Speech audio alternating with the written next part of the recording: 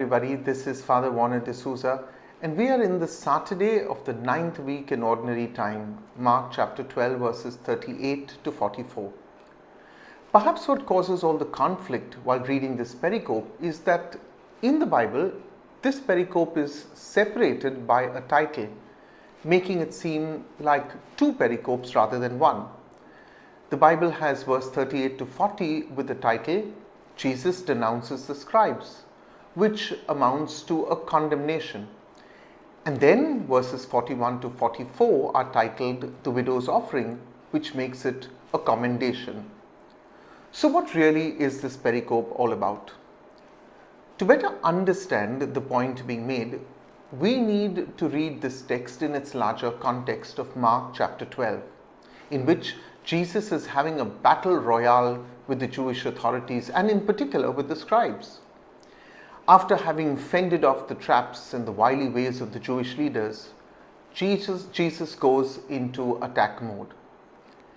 It would be a mistake to think that the point of this pericope is the charity of the widow, for Jesus was presenting the widow as a contrast to the ostentatious and hypocritical scribes who search for honor and prestige.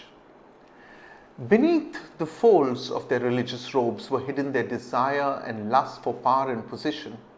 Couple this with their greed, which did not even spare the widows who were presented in antiquity as persons worthy of protection by the community. The scribes, who were interpreters of the religious law, also provided legal services because of their learning. You see, this dual role perhaps created an impression in the minds of hapless widows who assumed that the services rendered would therefore be honest. Why would an unsuspecting widow think less of a lawyer with a reputation for piety? But wolves in sheep's clothing they were. For many of them received their fee by appropriating a portion of the land owned by the widow, while some served as trustees of the widow's estate. It is no wonder that Jesus' accusation is clear. They devour widows' houses and for the sake of appearance say long prayers. The words of Jesus would have stung the scribes, for Jesus exposes their hypocrisy right in the temple.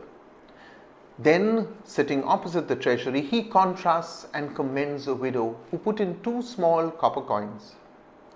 64 such coins would make a denarius, a day's wage, and we are told that she put in all that she had. Unfortunately, this unnamed widow has inadvertently been used by preachers and pastors who have misunderstood the real message of Jesus. For she was to be merely a contrast in the pericope to the conniving scribes and not the subject of a homily on charity. This passage has become a classic case of missing the woods for the trees. Perhaps even today, we are using and abusing the widow. The call of Jesus to his church, and most certainly to its leaders, is for them to be authentic witnesses of Christ and Christian living. While finances and administrative burdens weigh us down, we must be clear that it can never be used as a solution to our problems by driving guilt into our congregations to give charitably to the church. Even more, for the unimaginable thought of personal gain. My dear friends, if you like these videos, please subscribe to our channel and share this with your friends. If you would like to read this in text form, please go to my blog, which is pottypadre.com, pottypadre.com. Have a blessed day, everyone.